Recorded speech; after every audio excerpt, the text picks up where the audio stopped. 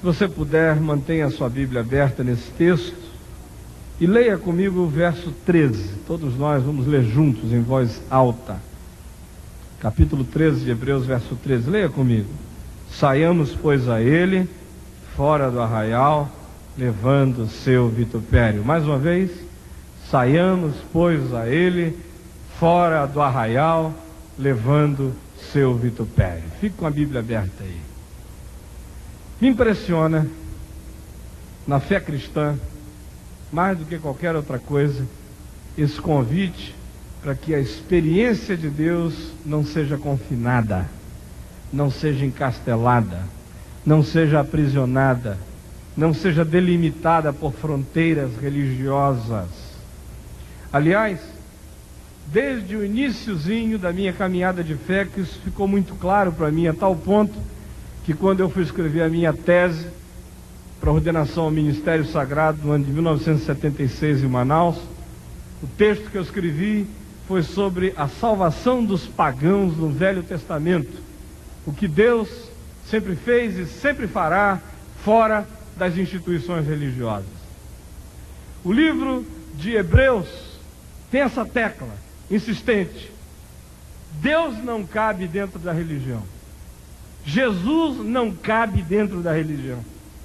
A religião é estreita demais, é pequena demais, é medíocre demais, é diminutiva demais para o Deus Criador do cosmos caber dentro dela.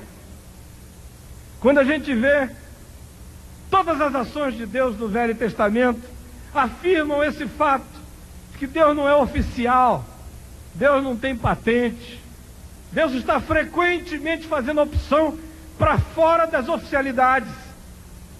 Os homens tentam domesticar a fé, aí Deus levanta um profeta, que sacode o tapete de todo mundo, e diz que Deus continua Deus e continua livre. A gente vê Jesus vivendo assim. 90% da vida de Jesus é outdoors, é do lado de fora, é fora do portão, é sem confinamento, é na praia, onde ele passou a maior parte do ministério dele, na praia, no Mar da Galileia, em banquetes, onde ele estava quase todas as noites, na presença de gente, nem sempre com muito pedigree religioso.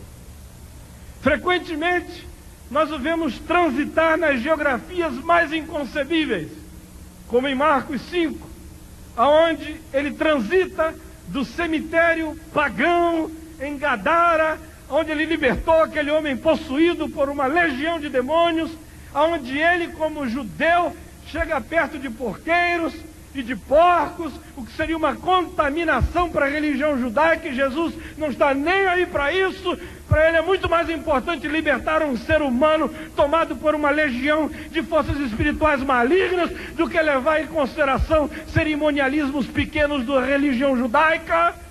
E ele trafega dessa geografia de profanidade para a casa do chefe da sinagoga de Cafarnaum, no mesmo dia, sem se lavar, sem se purificar, sem apresentar passaporte religioso. Ele é livre para transitar pelo mundo e para fincar a bandeira da libertação do Evangelho aonde quer que ele queira. Quando ele começa a ser trazido para dentro da religião, ele começa a se aproximar da morte. Em Jerusalém, onde as controvérsias aparecem. Em Jerusalém, onde os papas da religiosidade se enciumam com a liberdade desse rabino inadministrável de 33 anos de idade, chamado Jesus de Nazaré. Em Jerusalém, que as grandes controvérsias sobre o dia do sábado acontecem. Em Jerusalém, que ele cura sem pedir licença de sacerdotes. Em Jerusalém, que começam a conspirar sobre como tirar-lhe a vida de maneira discretamente religiosa e camuflada. Em Jerusalém, que ele confronta esses que querem ser os patronos e os donos de Deus e de sua revelação, e Jesus se insurge contra isso e vira as mesas. Em Jerusalém, que ele denuncia a comercialização do sagrado no templo. Em Jerusalém, que ele diz que os sacrifícios e os rituais litúrgicos tinham sido empacotados em pacotinhos fetichistas que eram vendidos à porta, as rolinhas, as ovelhas e os sacrifícios eram adquiríveis na entrada do templo, e ele simplesmente faz uma zorraga e bota essa cambada de vendilhões para o lado de fora e diz: porque a casa de meu pai será conhecida de todos os povos como casa de oração. Então Jesus não cabe nisso, por isso o matam, mas ele também não cabe na tumba, por isso ele ressuscita de entre os mortos. Louvado seja o nome do Senhor Jesus, aleluia.